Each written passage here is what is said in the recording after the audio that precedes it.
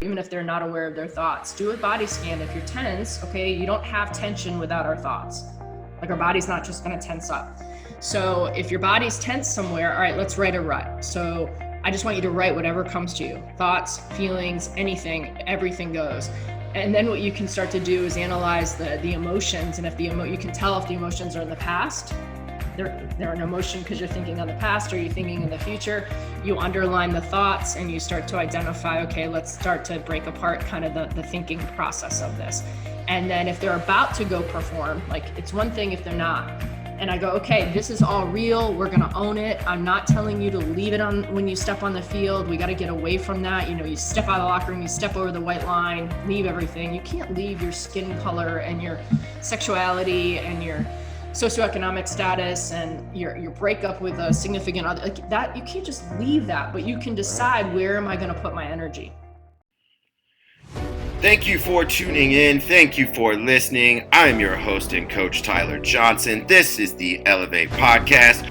If you are a return listener, we would love your like, rating, review, or share. And whether you've tuned in today to elevate your mindset, your game, or just your day, you are in the right place. She has over 15 years of consulting experience. She is the founder of XFactor Performance Consulting, specializing in mental skills. She currently consults with USA Hockey, USA Swimming, the University of Florida, the University of Southern California Women's Tennis, as well as many, many others. Welcome to the Elev8 podcast, Dr. Tiffany Jones.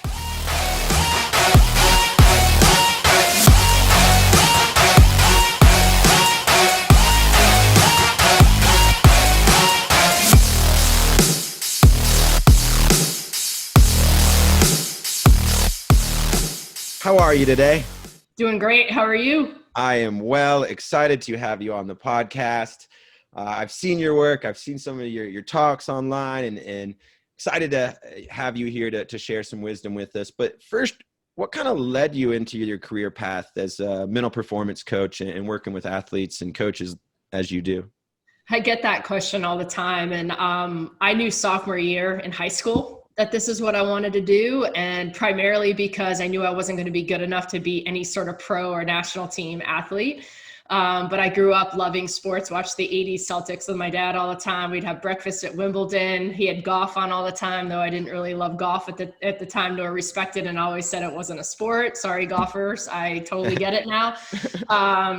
And so my dad got me a book from a bookstore, Walden's Books, before there was a Barnes & Noble and any online. And back in the day, authors used to put their phone numbers in the books. And so Shane Murphy, who was one of the best of the best and started kind of what this whole field looks like now. And I just called him. So I'm in high school. I just called him up, asked him what it was really all about, and fell in love with mental skills training, sports psychology, all of that. And so, yeah, I was one of those kids that was lucky enough to know sophomore year in high school, this is what she wanted to do. Didn't know exactly what it was going to look like, but was like, well, I'm not smart enough to be a doctor, an MD.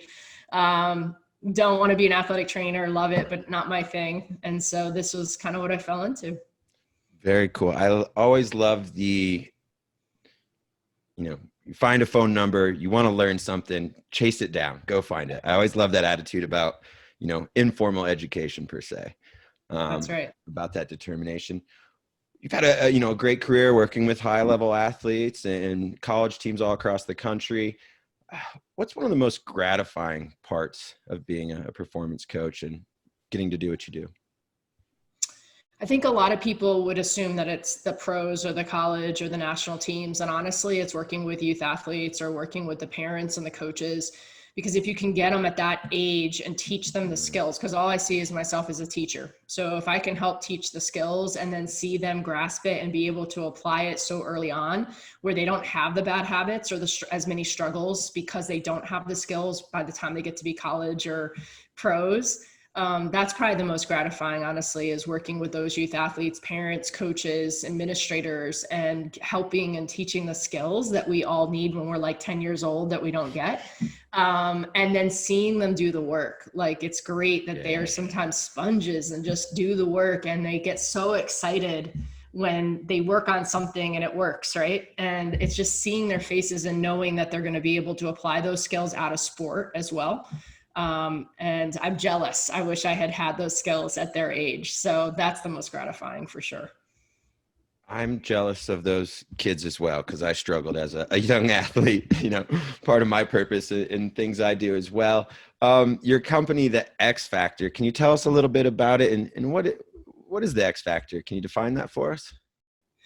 It's all about being honest and truthful, but loving and developing relationships to help, help athletes and coaches, and honestly, non-athletes, musicians or corporate folks reach their excellence in and out of their field. I don't ever say perfection, because for me, I don't think there is any perfect. I don't think we should be striving for perfection. I think it's striving for excellence, and excellence can be different on any given day. And so what's excellent today might not be the same barometer as tomorrow. And so I speak truth. I'm someone who holds people accountable, but I hope that people see it in a loving way and building those relationships and those connections, so folks know that I care about them regardless of what they do. It's just that they're humans. And I tell my athletes that all the time, is I don't care if you ever play your sport again, I'm right here in your corner. I got you. That's, I think, one of the greatest things we can gift as a coach, and being part of their lives. That's very cool. I love it. You kind of, talked about working with the younger athletes. I think, as we look back at mental performance, it kind of started towards the top, and it's kind of come down and met in the youth environment to prepare these skills. Where do you see the field of mental performance in 5 years? So I know mindfulness is this buzzword, right? I was almost going to bring it up. Yep, you did it for me. There it is. The awareness. And probably over a year ago, I would have been like, mindfulness, meditation, give me a freaking break, And now it's like one of the first things I teach is, but I go about it in the science. I think why I didn't buy into it is because I didn't know the science behind it. I'm someone who wants to know the theory.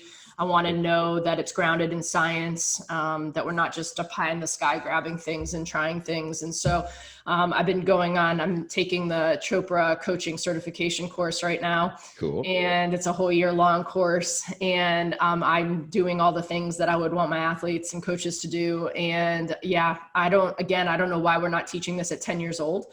The difference between fight, flight, freeze and the survival instinct to the reactive response, which is the equivalent to that, but it's the psychological. And that's why we're really under threat, is psychological, not that we're physically under threat. So, fight, flight, freeze is great to keep the human species alive. It's terrible for the military and sport performance. Yeah. And then training how to get to a restful awareness response. And what I love about it is you have to do a lot of the vulnerability, self-reflection, self-awareness stuff.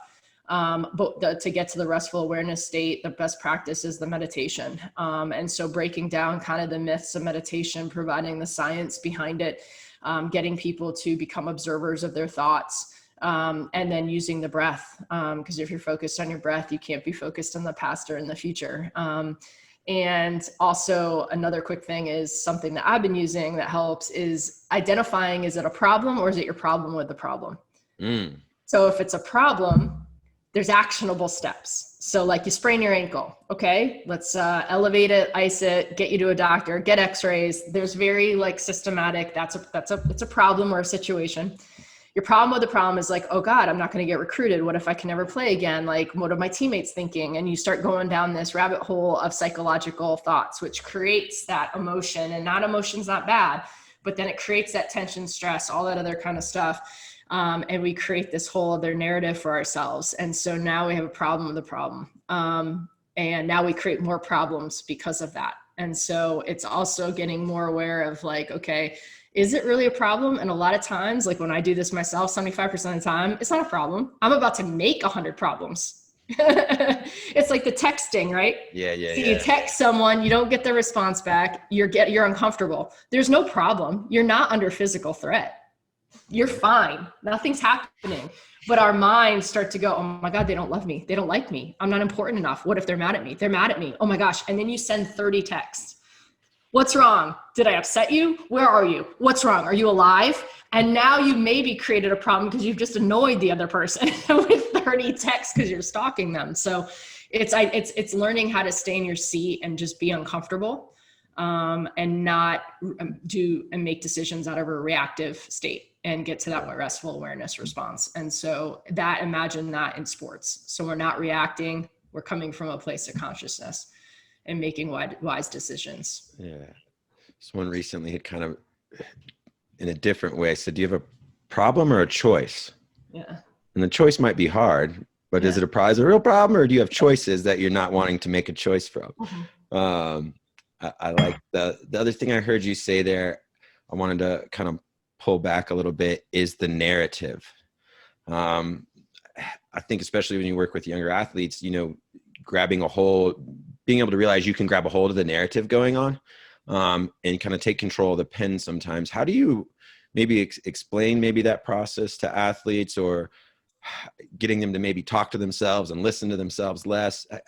How do you go about approaching a narrative? First, my younger athletes, when I teach them this, they get it right away. It's my older athletes that weave tales of nightmares and horror stories way more than even my youth athletes. And because they've done it, it's a habit. It's a habit. Our bodies want to feel elation and something. And so even if the something is sadness from our own self-sabotaging or whatever, our bodies want to feel that adrenaline and that like fight, flight, freeze almost like. And so we create habits in our lives and we make choices to feel that. We don't know it. We're not aware of that's why we're making it, but we're like, I just need to feel something. And so that's where a lot of that is. Like, I'm uncomfortable and I don't like the uncomfortable, but I don't care if I make choices now that is going to send me down like awful, but at least I feel something. So for me, it's getting them to write ruts, which is raw, unfiltered thoughts. So if they're feeling, even if I have them do a body scan, I'm like, do you feel tension anywhere? Even if they're not aware of their thoughts, do a body scan. If you're tense, okay, you don't have tension without our thoughts. Like, our body's not just going to tense up. So if your body's tense somewhere, all right, let's write a rut. So I just want you to write whatever comes to you, thoughts, feelings, anything, everything goes. And then what you can start to do is analyze the emotions. And if you can tell if the emotions are in the past, they're an emotion because you're thinking on the past, or you're thinking in the future. You underline the thoughts and you start to identify, okay, let's start to break apart kind of the thinking process of this. And then if they're about to go perform, like, it's one thing if they're not. And I go, okay, this is all real. We're going to own it. I'm not telling you to leave it on when you step on the field. We got to get away from that. You step out of the locker room, you step over the white line, leave everything. You can't leave your skin color and your sexuality and your socioeconomic status and your breakup with a significant other, like that. You can't just leave that, but you can decide, where am I going to put my energy? Mm-hmm. And so by writing all that, we're owning that that's real. We're not negating it. But then draw a big thick line, like a bookmark. Like, I can return to this. I can give energy to this after my performance. And then under the line, you write, what can I do and what will I do right now when I go play or perform or compete? And then I can return and give energy back. And so it's again, it's impossible. Like, we've said this how many times, you got to just leave it off the field. Like, come on. Right. That's also a very privileged way to look at it. And so it's getting them to write. And then I get ruts sent to me now from coaches and athletes, like maybe 5 times a day, like from across the world. And sometimes they're like, I already feel better writing it. I just want you to have it and look at it. And maybe next time we talk, you'll have questions for me, because they know I'm not going to tell them what I think. I'm just going to ask questions. And so it's been a really useful tool. I have coaches who will look at an athlete, can see the tension and say, hey, before you start, why don't you go write a rut? Just get it out. Yeah. And then tell me what you can and what you will do today. Yeah. And so they don't necessarily have to share the rut part, but I want them to share verbally what they can and what they will focus on. Cool. My next question was, is there a mental skill or tool you love teaching? But you just gave us a tremendous one right there. It kind of, just to pivot on that question just a little bit, the breath, right? We talk about mindfulness. How do you get athletes to understand how powerful taking control of that breath can be? I've used a device for a long time. I'm not a big device person. I'm not a big assessment person. The only assessment I use is the athlete assessments disc, athlete coach manager disc assessment. And then the only other tool I use, which is like in tech world, super cheap, is called Heart Math. and it's the Inner Balance app. And so if I really want an athlete to understand the science behind it, why not have it experiential and have them try it? And so if you're sitting still, your heart rate variability shouldn't be really changing because you're just at rest. And the only reason it would change is because of what we're focused on or what we're thinking. And so it's getting them into like maybe having them do something competitive, whether it's put a jigsaw puzzle together or whatever, and see how things start to change, and then have them focus on their breath and then see.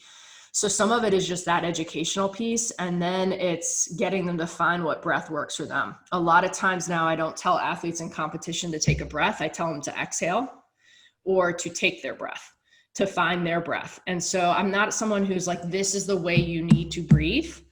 There's all different breathing techniques, and you have to find what one works for you. And also if you are a counter, like what's your count? Like, I don't like saying breathe in for 4, exhale for 5, breathe in.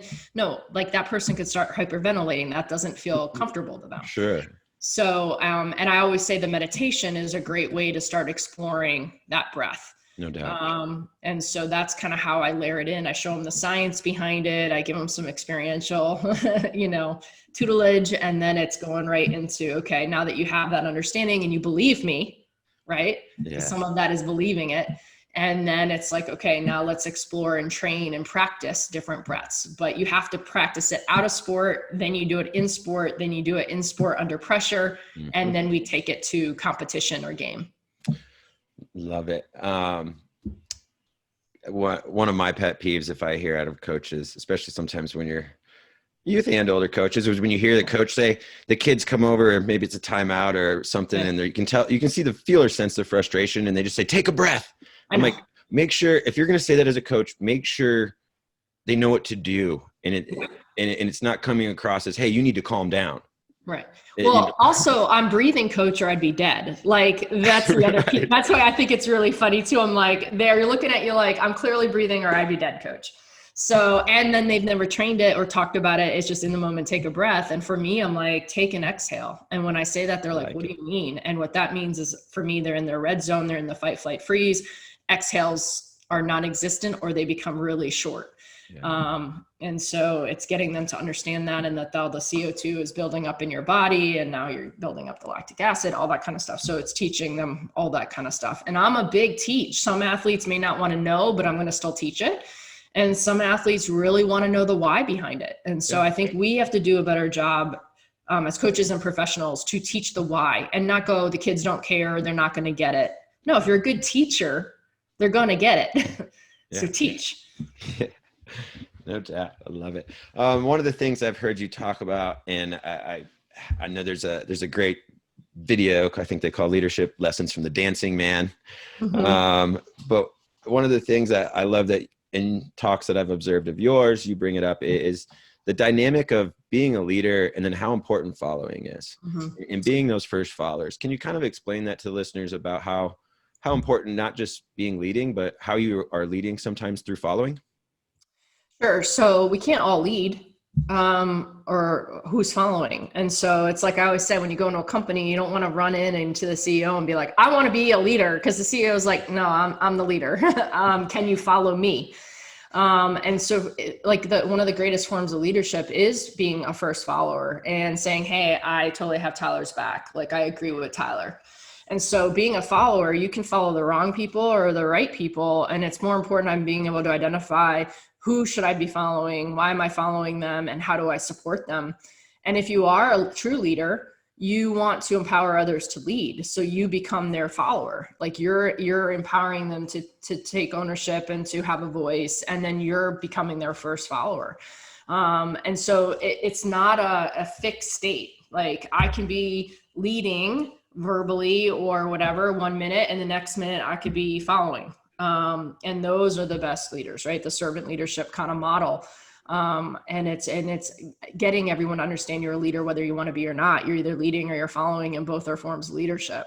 And the power of that. And if someone's following you, you're a leader, whether you want to be or not. So. Yeah. They've had a friend and former Navy SEAL instructor on the podcast, and he said, really, that's what the training is all about, is moving the leaders, moving the followers around and seeing the responses.